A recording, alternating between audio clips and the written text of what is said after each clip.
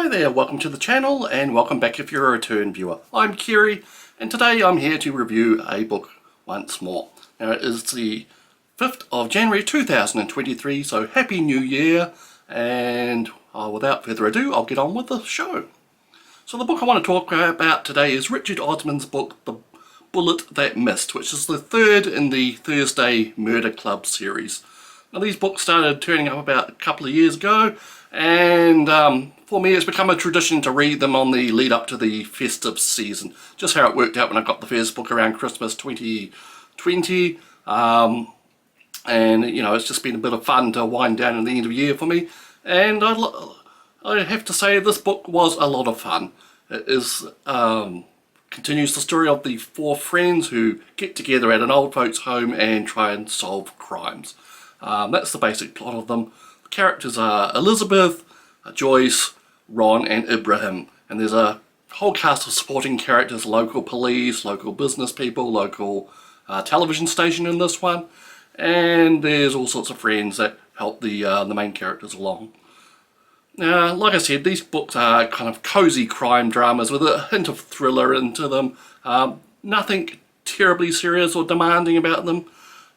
It's characters that you really enjoy. You come back to these books to spend more time with these characters, and this time round Elizabeth once again takes kind of control of the whole thing, and I'm getting a little tired of her actually as being the lead character in these books.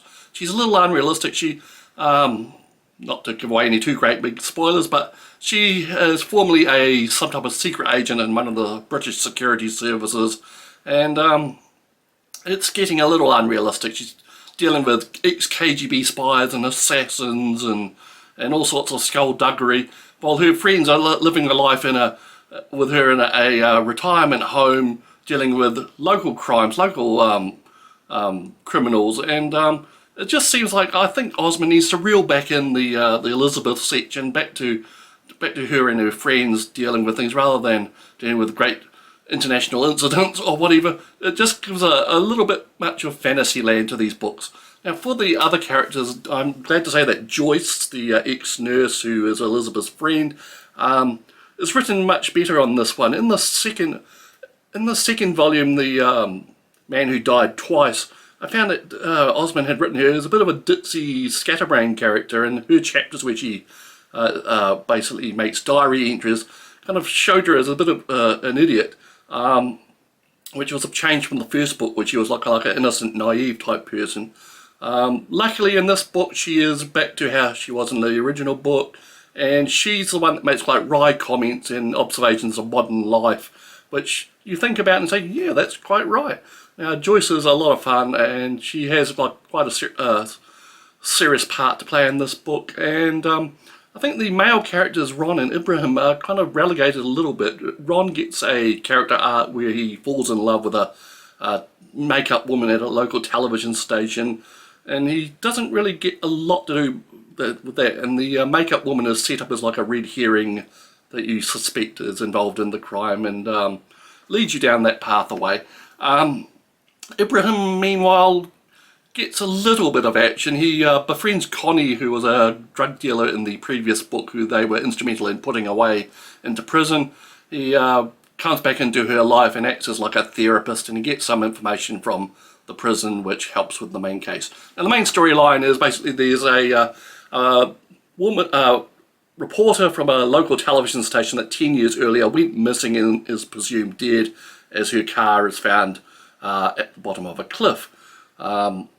The Thursday Murder Club look into her whereabouts and what happened with the crime, and to do that they befriend the television presenter of the local news, and we get to see all the appropriate parts of the television studio and things like that. And the other main part of the story, one that's a little less realistic, is Elizabeth starts getting messages on her phone from an unknown person who makes threats to her that unless she helps them kill a former KGB spy in England, that her and Joyce will be murdered. Elizabeth keeps this under her hat for a while and uses her amazing spy skills to turn around things on the person in question.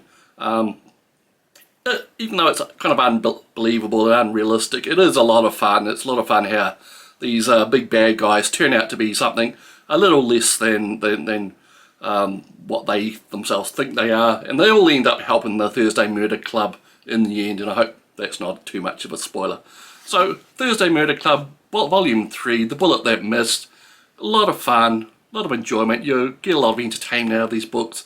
It does make some serious points along the way. There's a lot of looks at modern life from the viewpoint of an older generation, and just how absurd some things are in the world today. So that is The Bullet Missed by Richard Osman.